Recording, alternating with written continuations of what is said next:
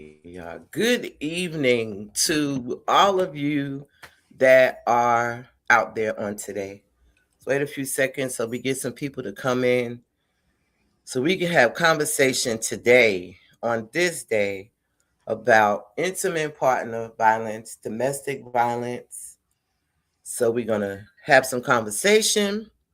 We want some people to come in so we can have this full conversation and get some things discussed, the things that we need to know in the community of intimate partner violence, in the community of domestic violence, in the community of knowing that the community that we're in, there are people out here that are willing to make sure that that ends because we got enough stuff going on in the universe.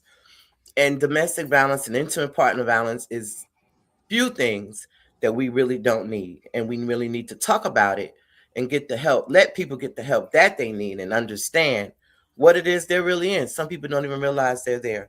But I'm going to pray real quick and we're going to introduce those who are here. So, as we bring ourselves in, whew, Mother, Father, most gracious creator of this amazing universe, we thank you for today. We thank you for those who may be listening now or 2, 3 hours later, or maybe the next day. We just want to thank you for them. Allow them to get what they need and understand what they're in. Love is not hate. Love is not pain. Love is not suffering. And we are here to let people know what love is to look like and what love should not look like.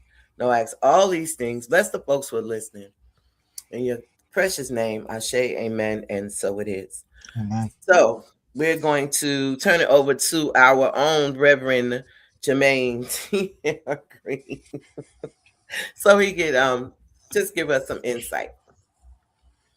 Hey everybody, what's up? As it was said, I am Reverend Jermaine ZMR Green. So the Tea Talk. Let me explain what this process is for UFC-NYC. The Tea Talk is the place where churchy folk can have conversations that ain't churchy.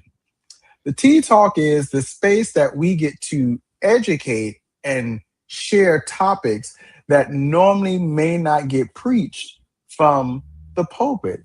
Tea Talk is where we get to have a collection of experts and professionals, clinicians, clerics inside the movement, outside the movement come together to unpack a topic that sometimes is uncomfortable and difficult for church folk to have. The Tea Talk is a monthly occurrence that continues to do that type of work, to unpack the uncomfortable and the difficult conversations that may not be preached on a Sunday, that may not be preached on a Wednesday, that may not be preached on a Friday, may not be preached at somebody's holy convocation, may not be preached on Easter, may not be preached on pastor's anniversary, and then all them other places. But the Tea Talk is the space where we get to have that conversation. And because we understand that intimate partner violence is an imperative conversation to unpack because it's uncomfortable. It's difficult.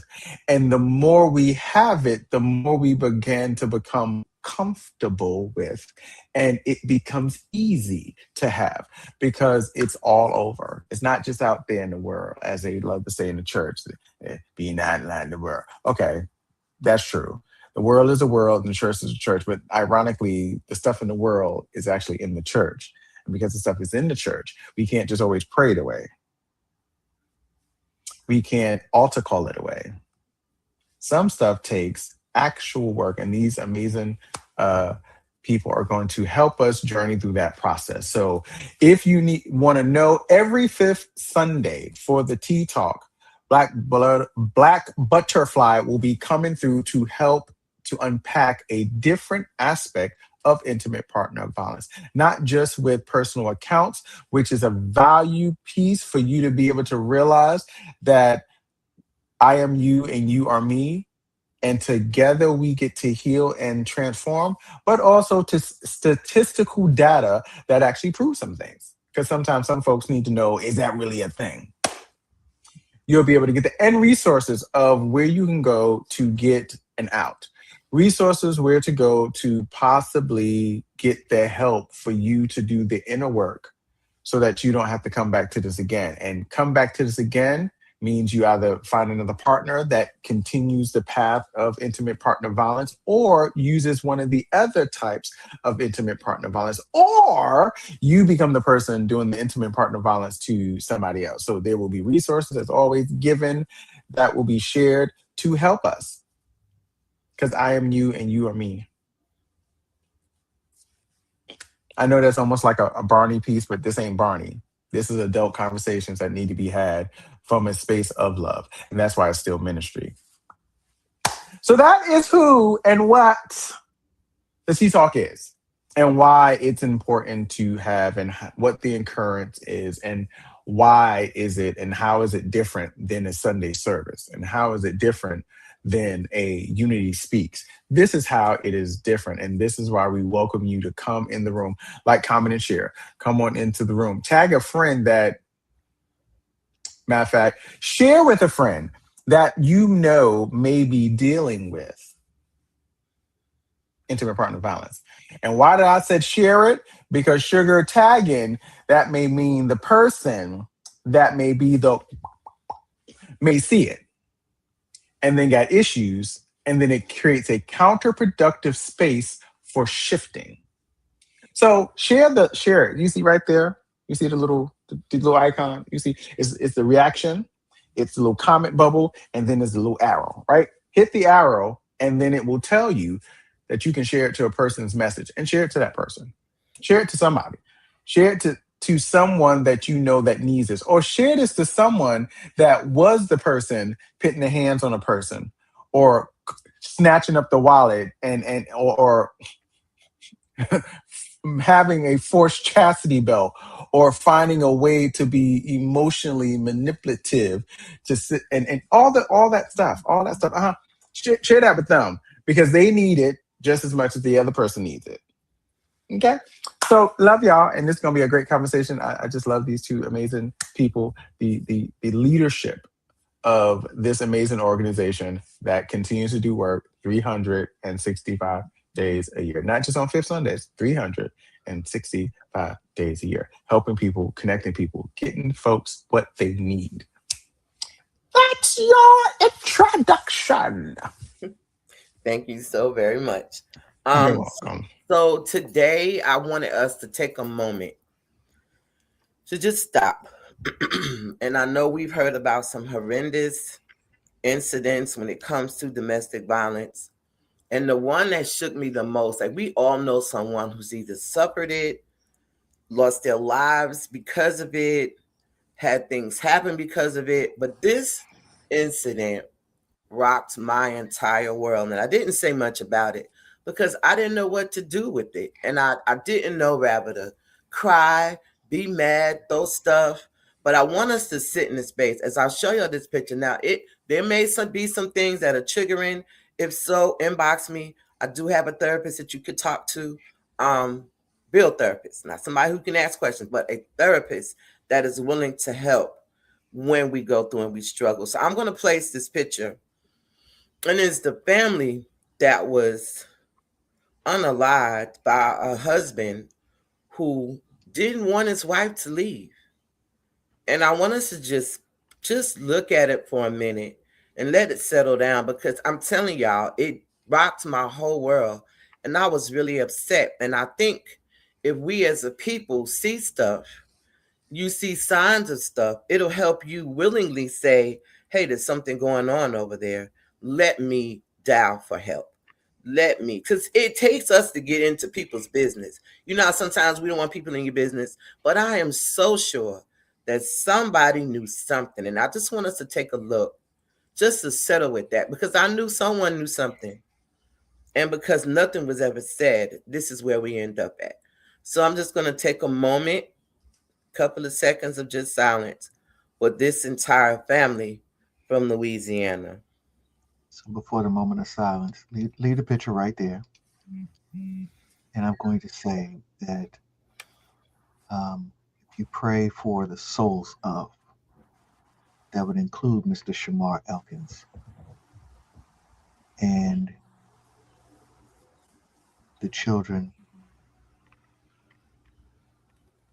Jayla Elkins, Shayla Elkins, Kayla Pugh, Layla Pugh, Markaden Pugh, Soraya Snow, Kadarian Snow, and Braylon Snow, and the family and friends of Shanika Pugh. So that's the father, mother, and the 8 children. Let's take a moment of silence for the whole family.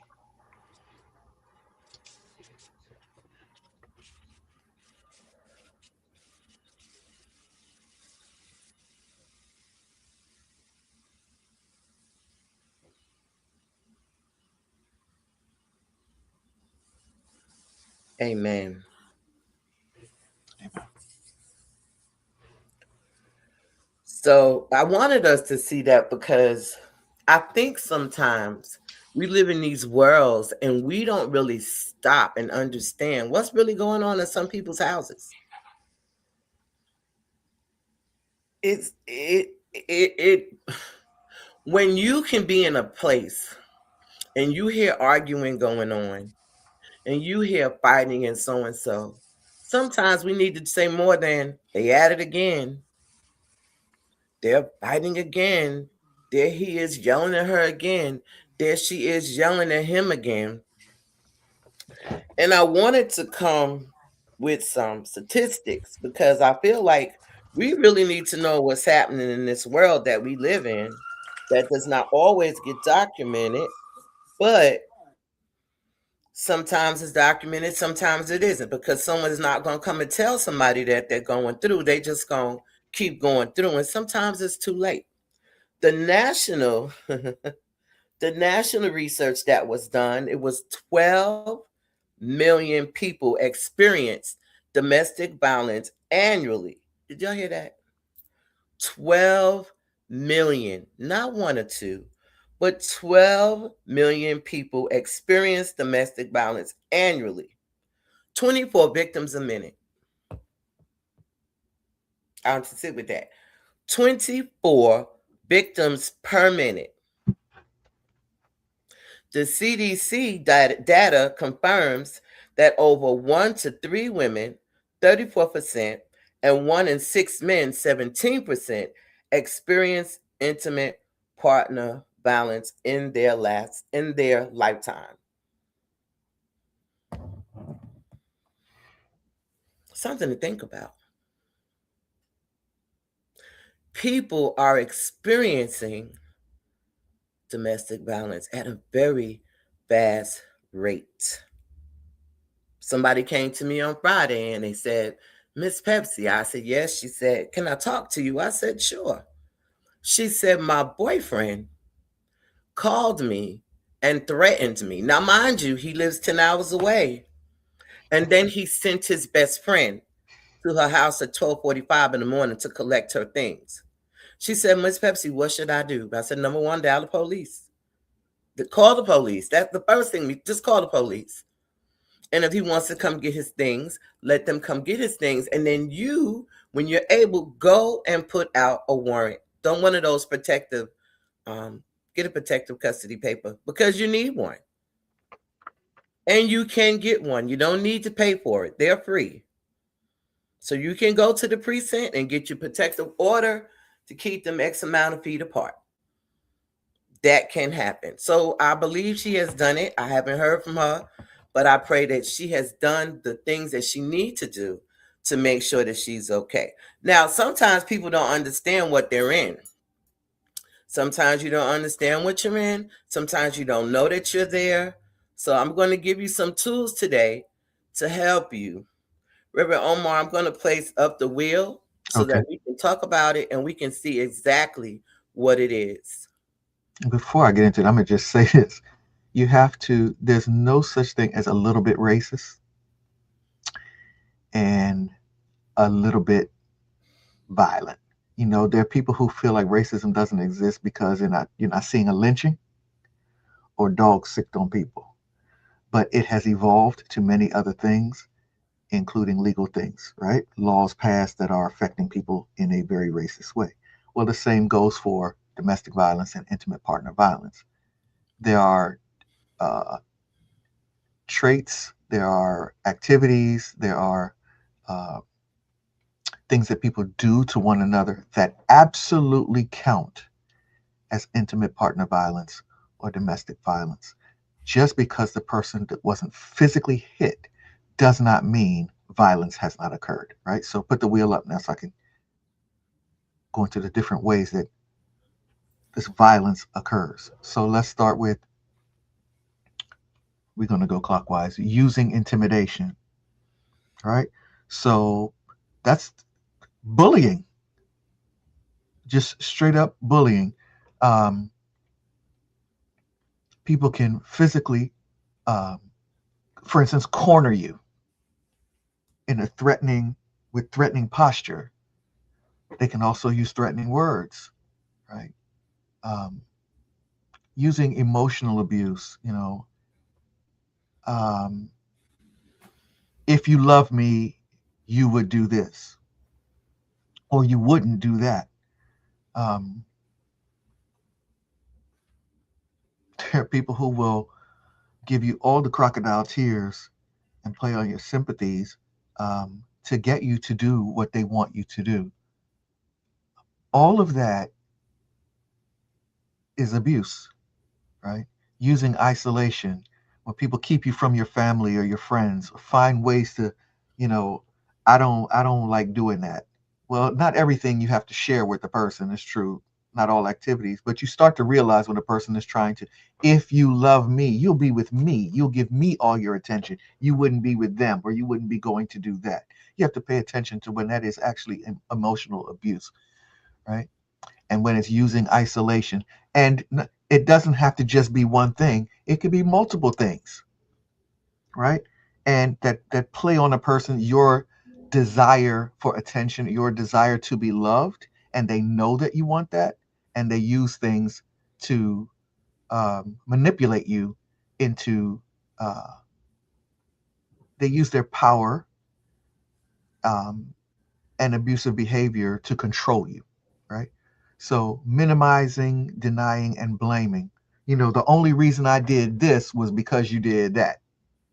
Like, I wouldn't get angry and I wouldn't hit you. I wouldn't lock you in the room. I would not take your keys so that you can't go if you paid attention to me. All those things, those controlling things and abuse of power, all those things are abuses towards you, right? Towards a person. Using the children. Um, if you're not with me, you're not with them.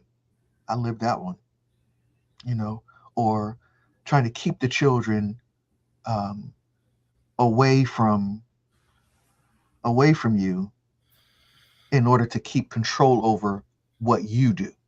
And we know we're not talking about protecting the children. We're talking about manipulating access to the children in order to control the other person. Uh, Using male privilege.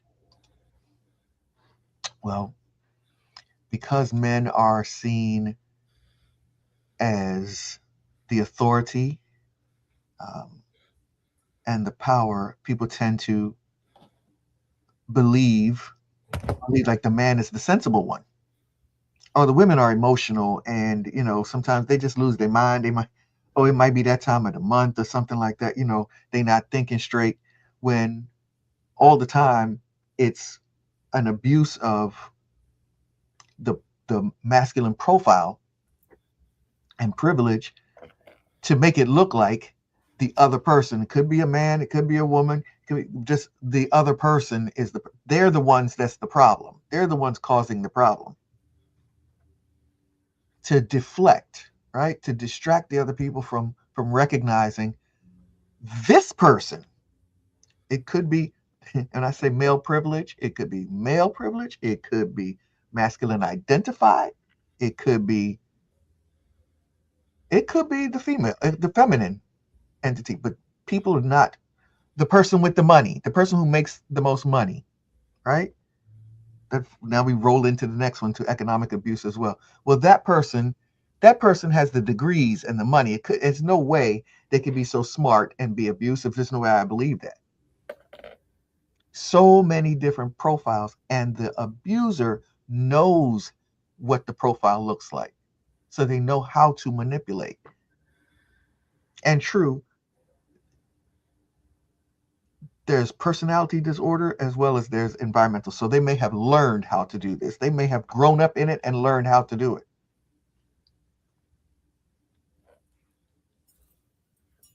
Which tells you, I encourage you to see a movie that's out now called, I think it's called The Handmaid.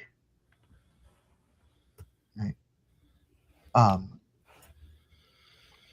Using coercion and threats. Right? So the person, again, if you don't do what I want you to do, when I want you to do it, and how I want you to do it, I'm going to do this. People threaten your family members. In all of this, let me also bring up this. Family members can do all of these things as well. Partners in a relationship can do all of these things as well. People who want to be a partner and have in a relationship, not even in the relationship, do these things as well. Threatening,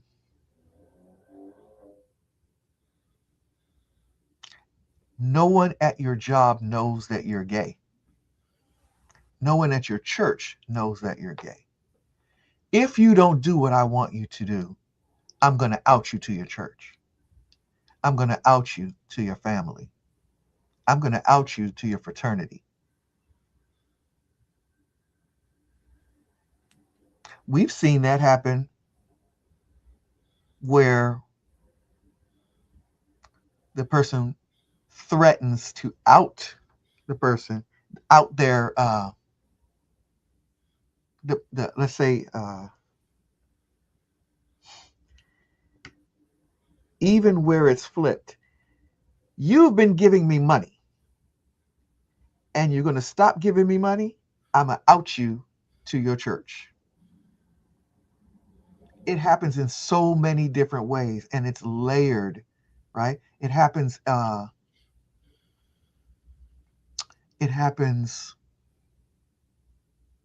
from younger to older, older to younger, across gender identities, across professions, and in a combination of all of those things, right? This um, abusive and manipulative effort for power and control can be layered from one, you say, across this wheel and around the wheel, and even just to one part or all the parts at one moment in time and across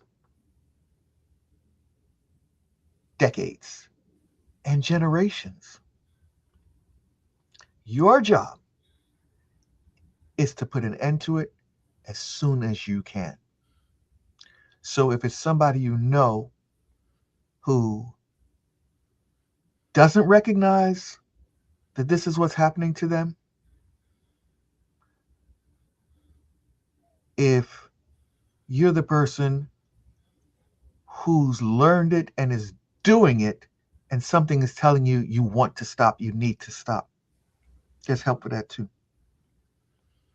And if you're the person who's enduring it and you need to get out of it, please know you don't deserve it. Right? No one should be making you feel like you deserve to be manipulated, abused, threatened, um, not nobody in your family, because there's people who are taught you can't tell on your family member. Right? But then you have people who tell you they all know that uncle, that grandfather, that cousin, that sibling, somebody who's been doing these things to them. That's the domestic abuse. But then you know people who've gone from relationship to relationship, who've dealt with one thing or another, one type of abuse or another. I myself remember saying, oh, that'll never happen to me. And then it did. And then it did again in a different way. So the point is to try, learn these different things along the wheel, what it looks like and all the different ways it can look like, and get help, reach out to somebody, get help to make it stop. This right here is a wheel that needs to stop turning.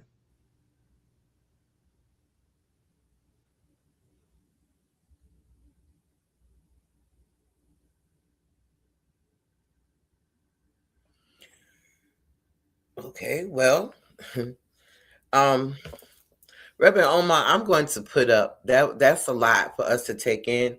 It's a lot. People don't realize they really going through this.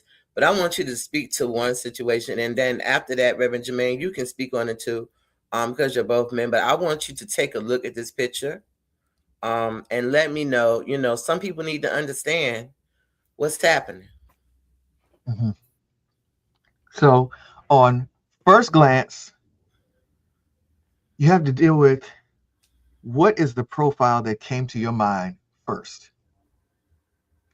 Is it that this person on the right is retaliating to something that the person on the left said or did? How did you see that? From my experience, my lived experience, okay,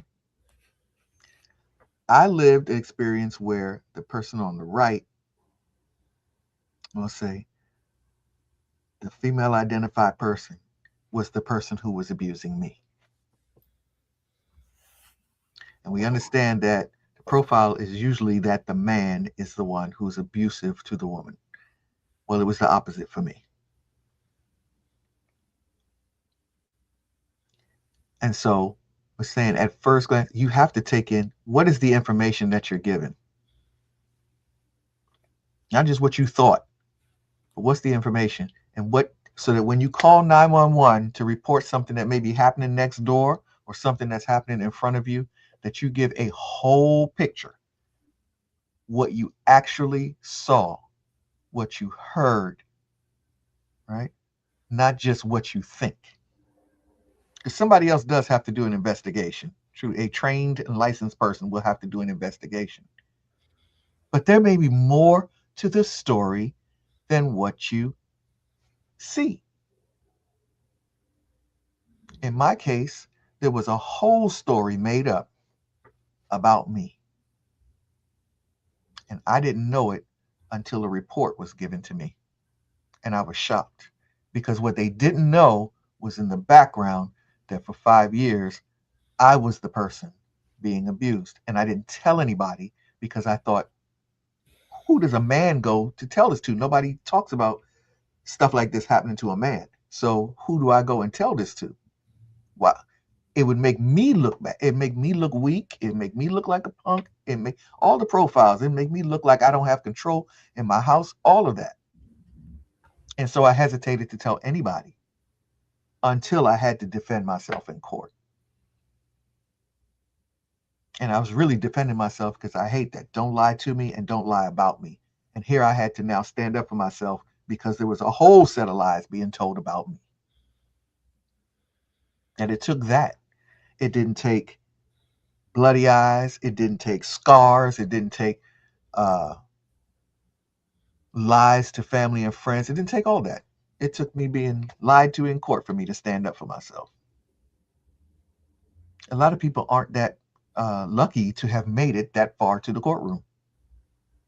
So what I'm trying to tell you is don't let it go that far that even what's being uh,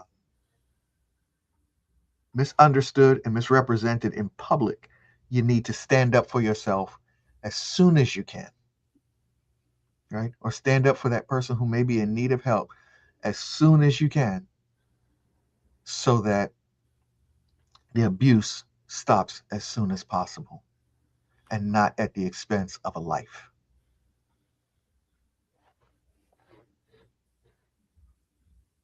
That's good. So, there's a cartoon I used to watch back in the days. It was called Transformers, right? And they had this amazing catchphrase: "There's more than meets the eyes." Yeah.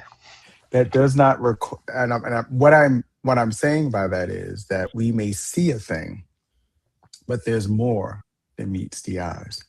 Um, this image is one of those unique things. First, it fits into a narrative that women never, feminine center, never, ever are the aggressors. And that is always males. That a man should be able to take a hit from a woman. Well, let me frame that differently. A real man should be able to take a hit from a woman and shrub it off. Um, but that's not always the way we should see stuff. Because when we begin to give liberty to anyone to hit another person as a form of control or manipulation, we've literally helped to nurture and foster the seeds of intimate partner violence. It's better to nip this in the bud early on because sometimes people don't know how to communicate because we live in a society where men are told to bottle up their emotions and women are told to be expressive and talk about it. If we catch a couple early on when it's just verbal back and forth, we have the ability to equip them with the proper tools to not have to resort back to this. Because again, it could have been he hit her first and now she fed up and she popped him. It could be that he sat there and came home from work and didn't bring her the particular milk or egg or something from the grocery store she wanted and she popped him. Or he snatched her phone, she retaliated. Vice versa. There's so many, again, it's more than meets the eyes. Hmm. So when you hear a tussle, and I know people normally don't like to be the nosy neighbor or that neighbor. So if you don't want to be that neighbor and call the cops on your neighbors, be that neighbor that may actually be bold enough to have the conversation with your neighbors. Be that neighbor that's bold enough to slide under a door, uh, IPV counseling, couples counseling. Be that neighbor that's willing to get resources and share it with another. But if you gotta be that neighbor that calls 911, please make sure your story is as full as possible. Hmm. Hmm. Please don't sit there and allow your bias to be the slant of the narrative. I heard him slap her. Girl, you hearing it through a wall. Now, how you know who slapped who? Hmm.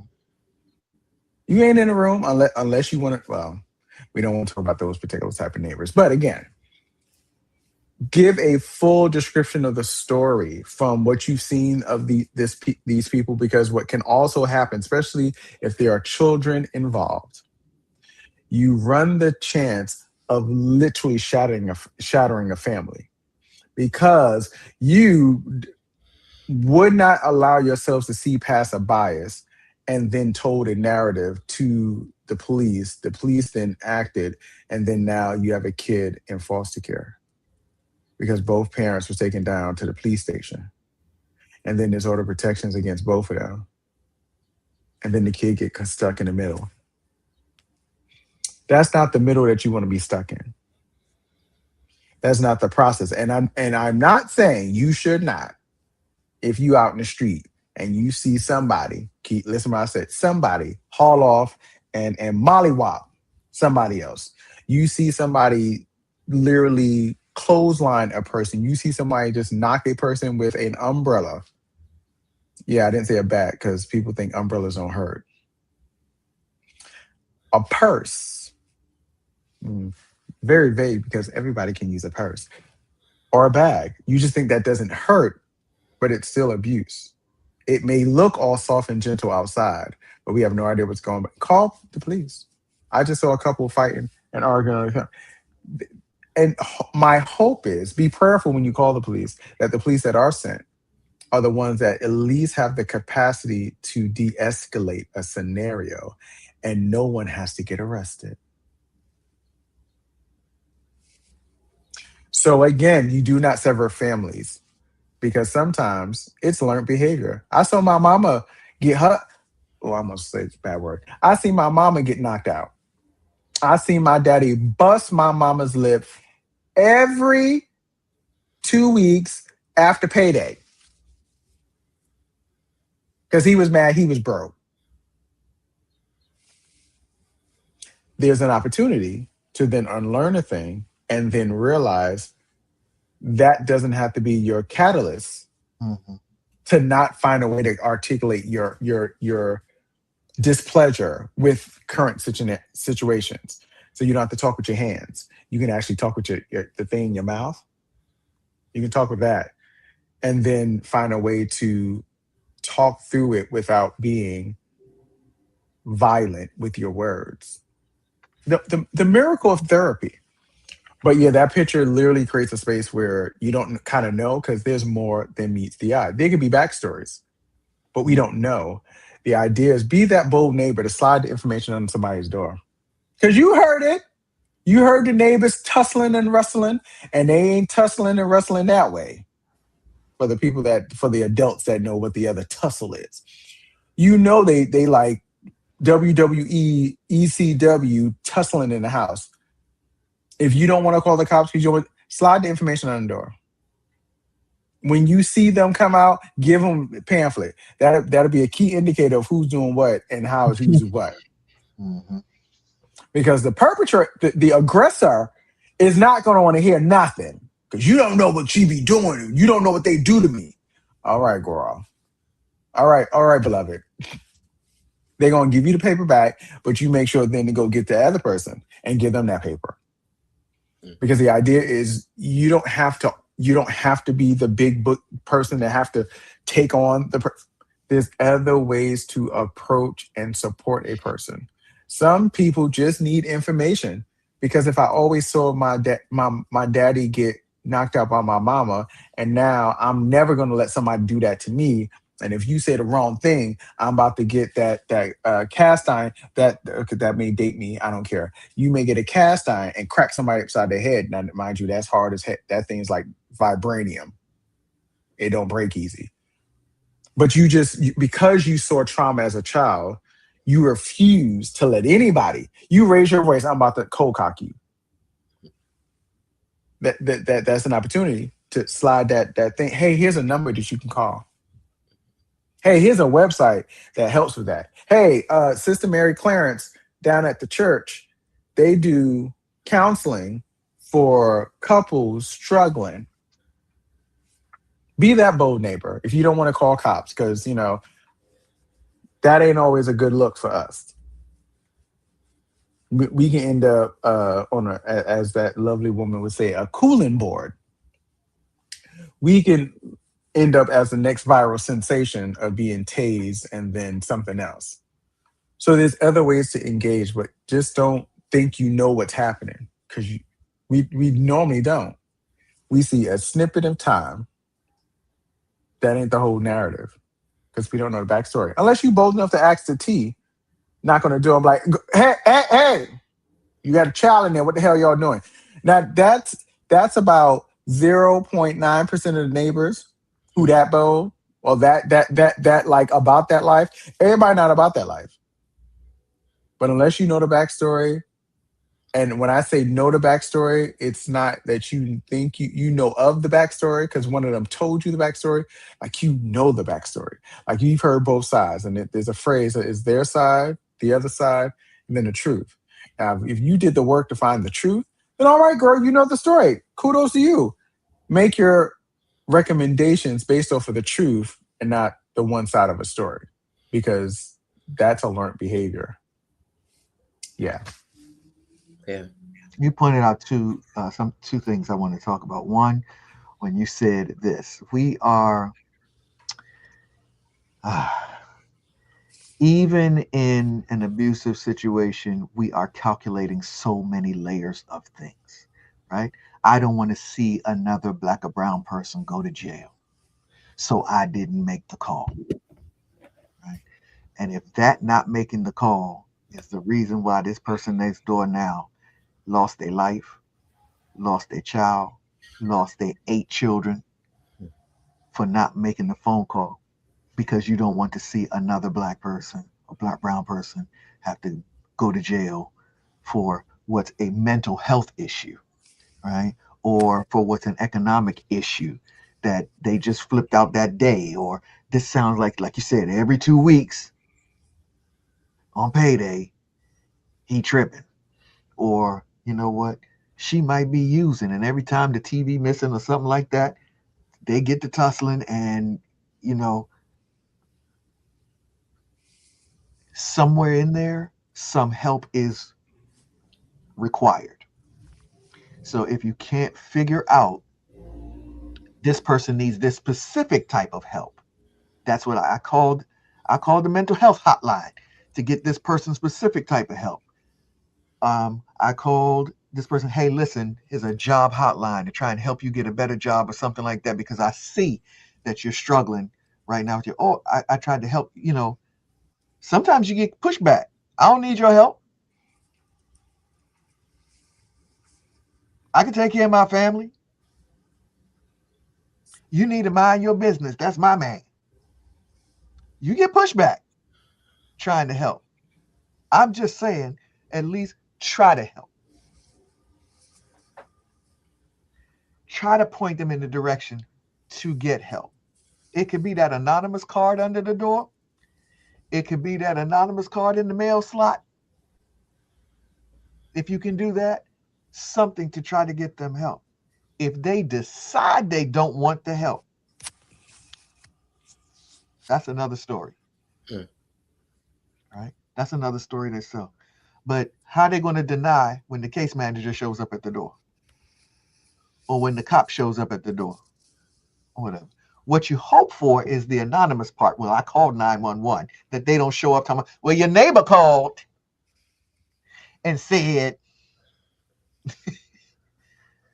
you know, because I've definitely heard that one.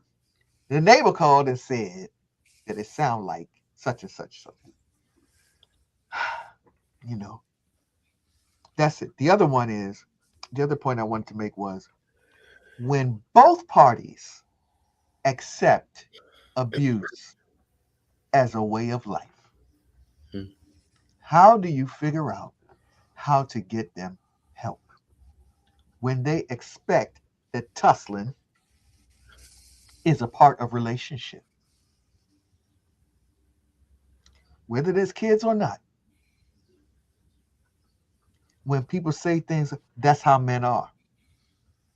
Oh, you know, he just got worked up. That's how men are. Oh, you know, she feisty. She just feisty. You know, oh, she did this to your car, but man, again, hold up. You know, still make an effort. And if they don't take the help, they got to figure something out. If they if they don't understand, that's not what love is. That's not what anyone deserves. No one deserves to be doing that to anybody, and no one deserves to be receiving that. Right? Whether it's reciprocated or it's just one way, no one deserves that. And somebody needs to step in, whether it's you or you have to call the authorities to do it. Somebody might just need that one wake up call. This might be the day that that right officer shows up and says, "You come with me. You coming, and you're going to get in a program. I'm leading you to the case manager, and the case manager is going to put you in a program, and you're going to have to show up every Wednesday at 6 o'clock."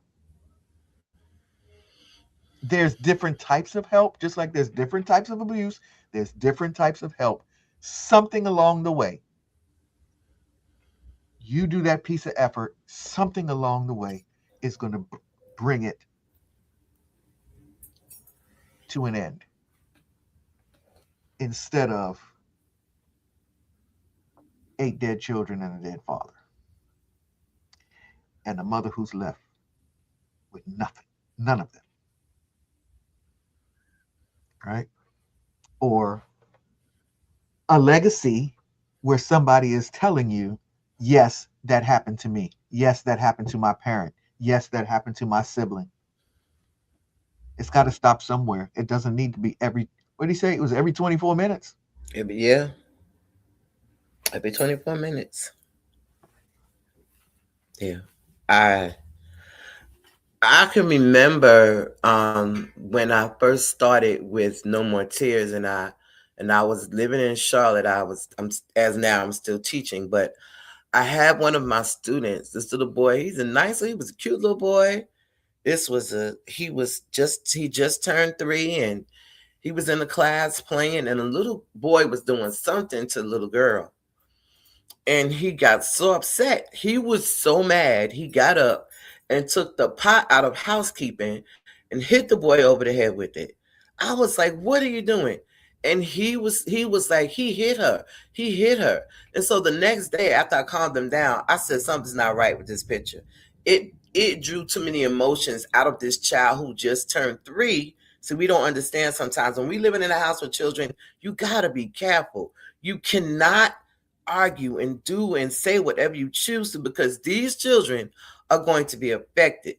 This little boy was so affected, his mother came to the door, the class door, to pick him up, maybe 2 days later, and her whole face was swollen. She had a mouth packed. She had glasses on because her eyes were busted. And I said, "What in the world happened?" And he at that point said, "My daddy hit my mama and Mm, she had to go to the hospital, Miss Linda." I said, "Oh no." And she was like, "Hush your mouth." But it bothered him to the point where he was now beating the little boys in the class when they hit the girls. And so instead of just automatically saying, "This person has been abusive," I thought a little differently. I started a program. And I decided, if I fed y'all, people like to eat, but if I feed you, you'll come to the meeting. And I had a pretty good, relationship with all of the parents in the building. And I invited them to come one Tuesday. And I sat down and we talked about domestic violence, and we talked about what it does to your children. And we talked about how those children are affected. And I promise you, I think that program went very well. It went well. I know they didn't carry it on, but it went well. It was an opening of the eye to say we got to chill because we have children. And it is not what they need to go through. They don't need our stuff. They don't need adult stuff. Whatever's happening in their world, they already struggling hard enough. But now they got to be in a place and in the house where we got to listen to you fight, argue, knock each other down the steps. They're going to need therapy. They need therapy. I've been there. I've done that. My children had to have therapy when I was being abused. And we don't really stop. Sometimes we just be going. Or somebody will say, "Well, what did you do to cause that to happen?" That should not be the response. mm-hmm, What I do to be, I don't even want to answer that question. When the police come to our houses now, they normally say, well, first of all, they're really not supposed to drag. The purpose of them to come is to figure it out. And because they don't want to always stop to figure it out, everybody going to jail. If the woman is, so there's this new law, and it's the strangulation law. And if somebody is choking you and you're trying to get away, you might reach for their face and scar them up. Now, when the police get there, You don't have no bruises. You've gotten up because you done got them off of you. You might have a little something on your neck, but their face is completely messed up. They're going to take you to jail. And you were defending yourself. That's another issue we deal with when we call the police sometimes, because their job is really to figure it out. So you don't have to go to the precinct. But sometimes because of the situation, they don't care about that. They're taking everybody to jail. And if you have children in your house, what happens to the children? Now, they go somewhere. It's not fair to them. I was looking at the fatalities of domestic violence, intimate partner violence, and approximately 40% of women is homicide victims. 40%. By intimate partners leading, and it's the leading death of most pregnant women in the USA. That's deep, y'all. That's deep.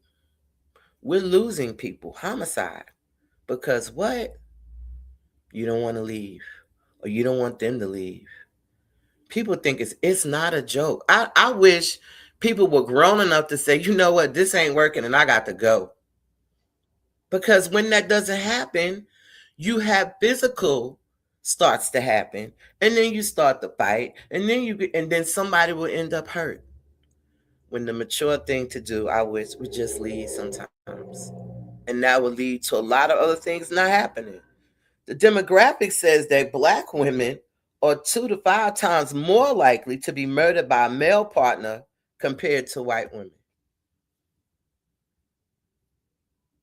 How do you as a Black woman hear this? I think what happens is, I don't think everybody technically reports what happens to them. Right. I don't believe that there's more Black women being killed. I believe it may be equal, but everybody don't report it. Everybody's not saying this is what's happening to me. We have countries that women are being abused. They don't consider it abuse. They consider that a way of life.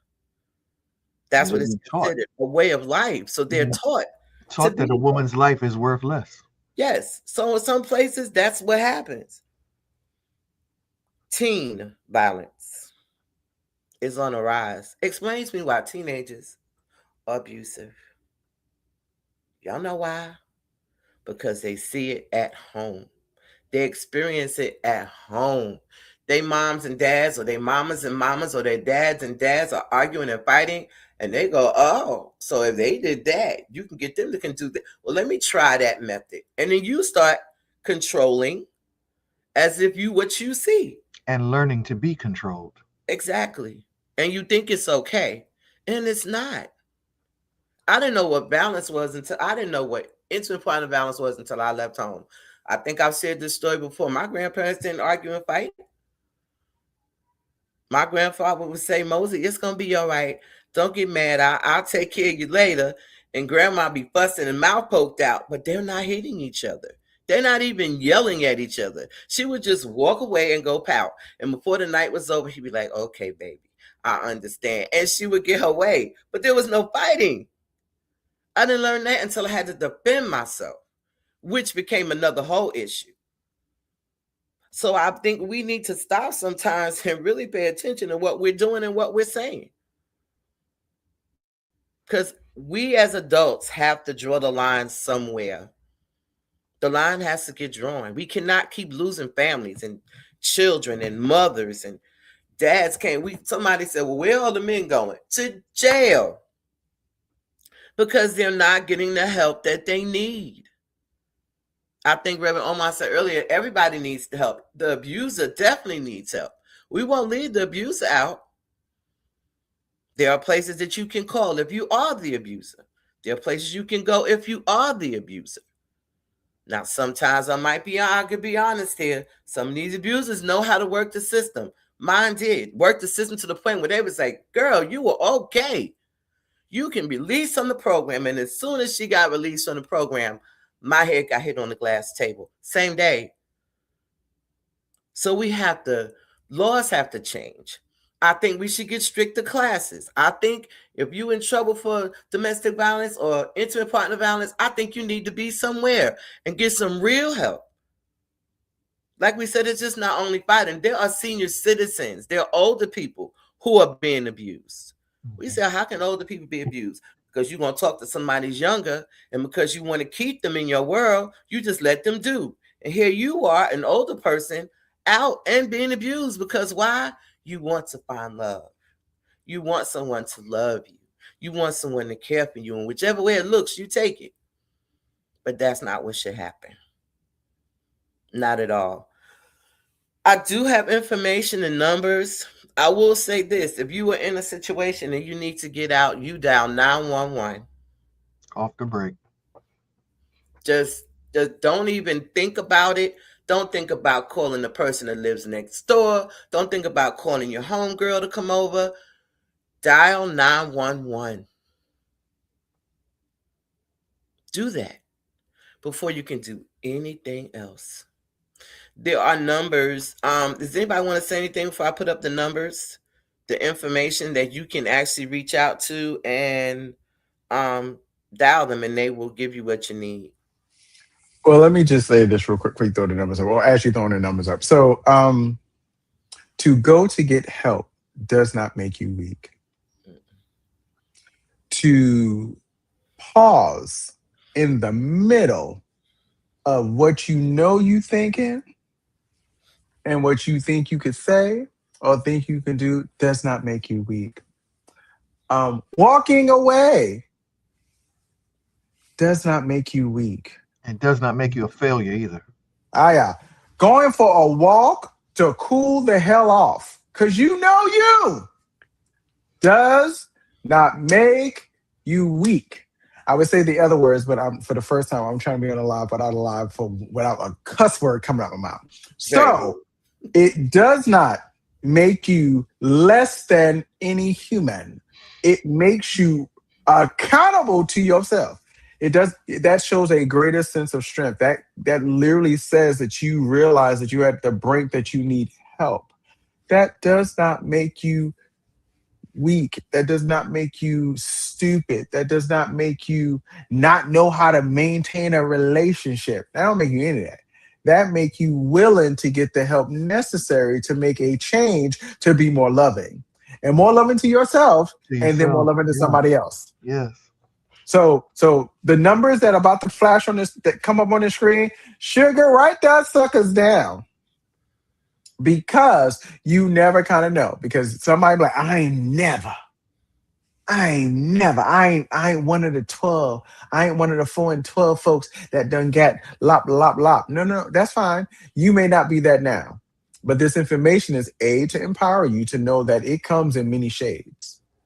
And not just the shades of a black eye or the foundation of the busted lip or the shiner. It comes in the fact of intimidation. It comes in the fact of everything that you saw on the wheel that we no longer want to. Let's not play, what's that game? Price is Right. We don't need to spin the wheel to see what type of abuse we're going to give somebody.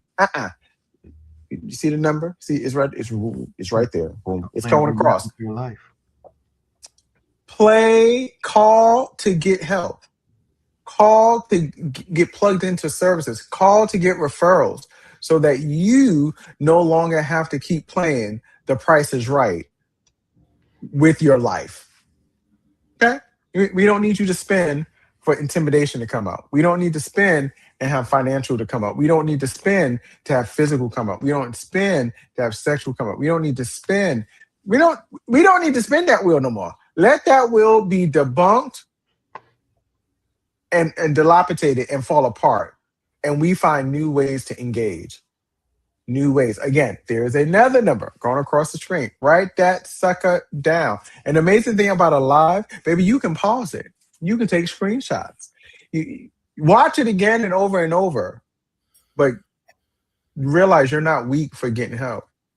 You're not weak for going to couples counseling to try to figure out why y'all look like you're about to kill each other at the smallest thing. Why you put that sock there? Girl. Go get the help that you need so the relationships become wiser.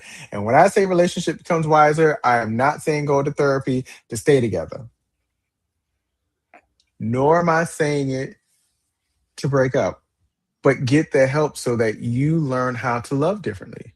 You learn how to convey the things of when you feel disappointed. So you don't have to, as the example I gave, let me not tell my work business, but you go every Friday, the bills get paid, you go to your bank account, ain't nothing there. So you go and get something to drink, and we talking spicy water, and you come home tall up from the floor up. We can smell you from down the hallway, and then you come in the house and you want to no. Mm-mm. Mm-mm. Mm-mm. Mm-mm. Mm-mm. Let's get help. Let's find other ways to cope with stressors because we're human. Was there a manual for humanity? Hell no. Hell's not a curse. I feel good about myself. But get the help that's necessary. It's okay. Stress is a real thing. We all got stress. The better we learn how to manage and navigate stress, the better we become. The better we are able to articulate when we are in high stress scenarios where someone is up in your face, the better. The better we're equipped with de-escalation skills, we'll be a whole lot better.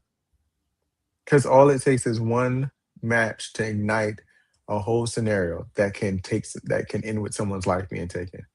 But it also takes that same split second of de-escalation to pivot.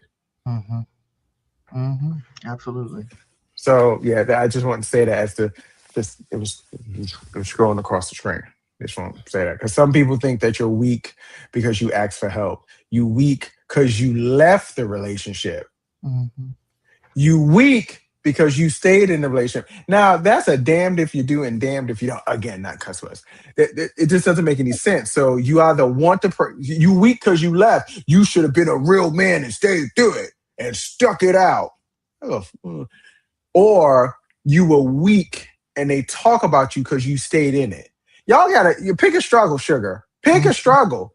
Yeah. But then that's also connected to how families are socialized and what they see as normalized behavior. Mm-hmm. Mm-hmm. Because That. if we seen every woman in the family, every mother of somebody's child, every girlfriend, every side piece go through the same thing, baby, you think that's natural. That's supposed to happen. He's supposed to sit there and knock you up and then knock you up. Mm-hmm. It's supposed to happen. Why Mm-hmm. you left? See, y'all getting into that Oh, newfangled stuff. That you know how newfangled men stuff. are. You know how men You are.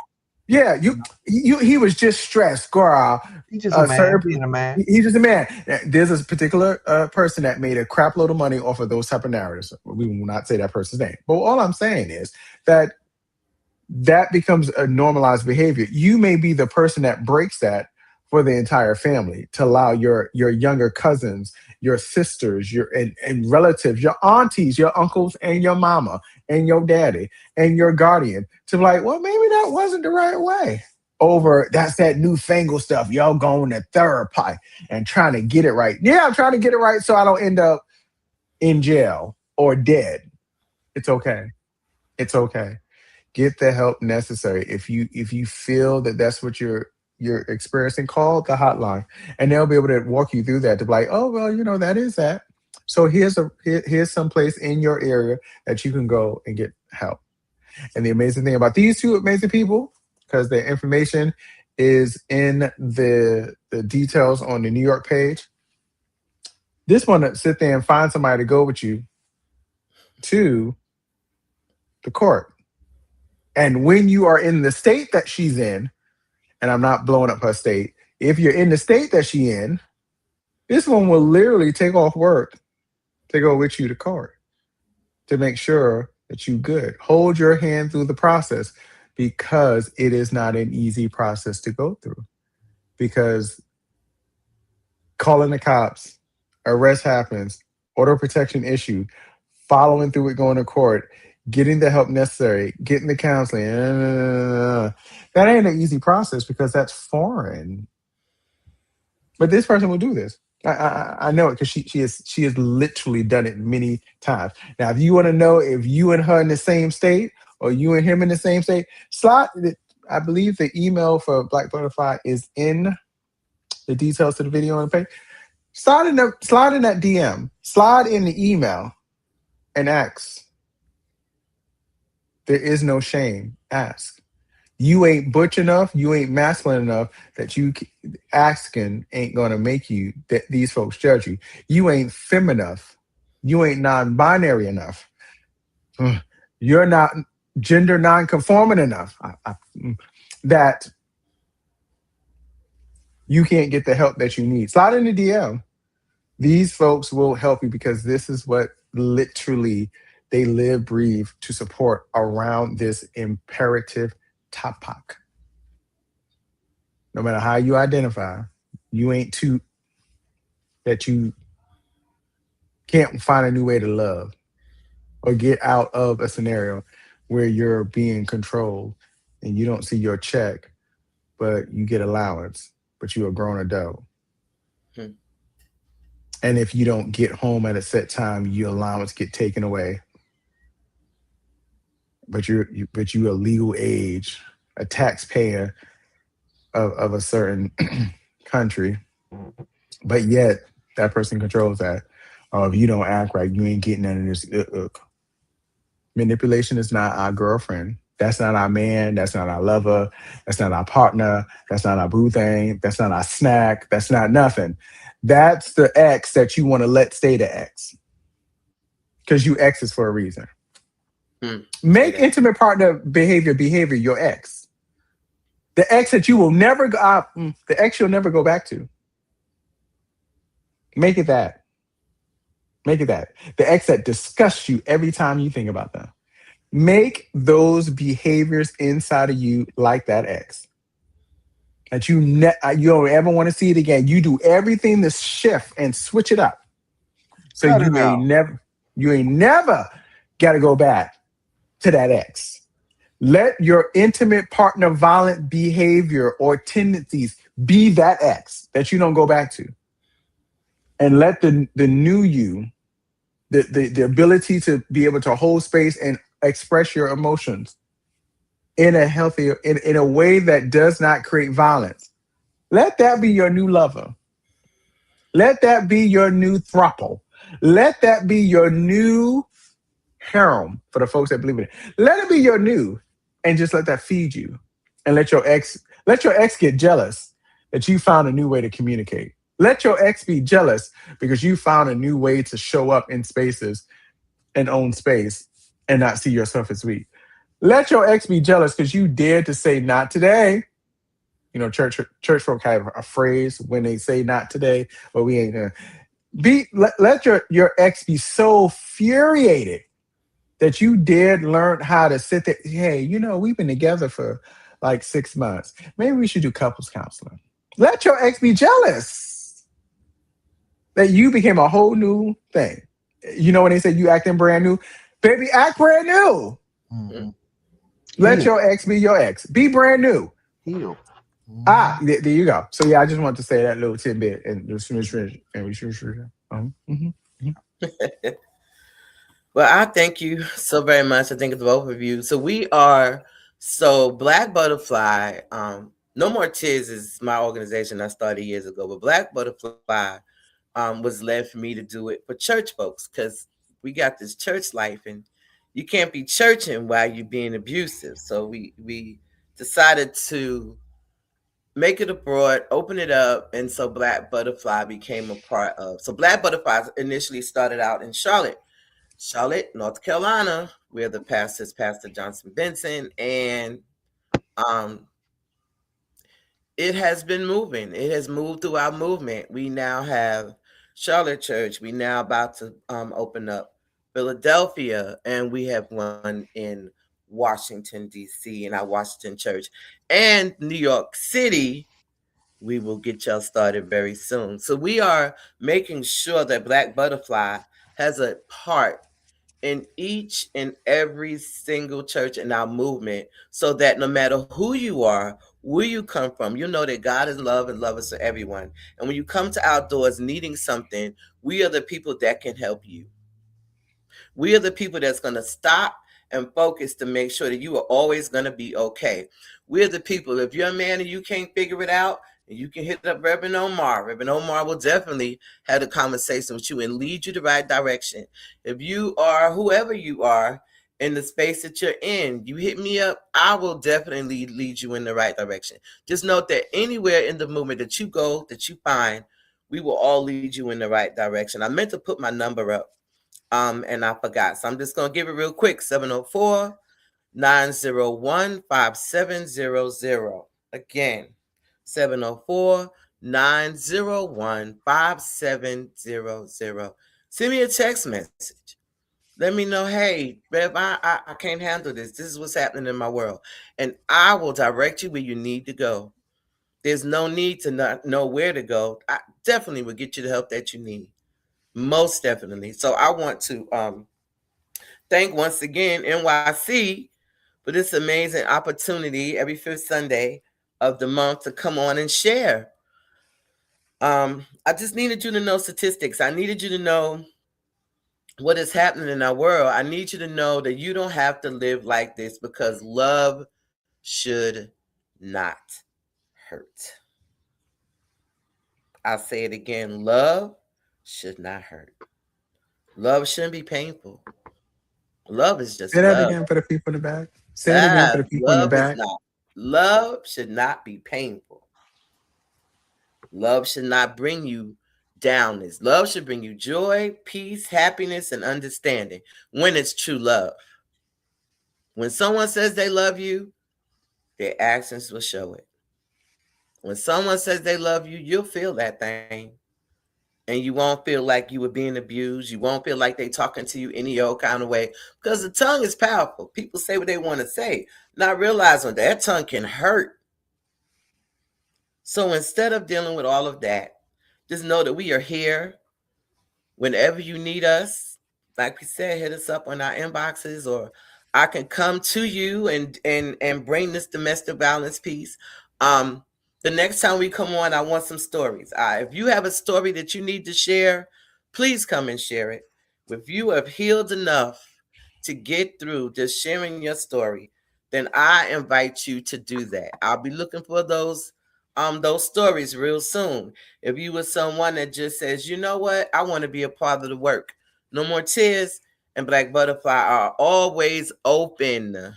You feel like you want to do something, and it's always open. I'm coming to a part, I do believe that for the holiday, for the Christmas holiday, I am going to start a drive. So you all be prayerful about how you want to participate in the drive. I do know that every time there's a domestic violence case and there are children, they're taken away from their home, and they're taken away with no toys, no nothing. They just take them away. Some child might have had a little blanket or a little toy that was their best toy. But when you're leaving, no one's going to go back and say, okay, collect the things you want, because most of the children that come with domestic violence come with a black bag when they come to someone's house.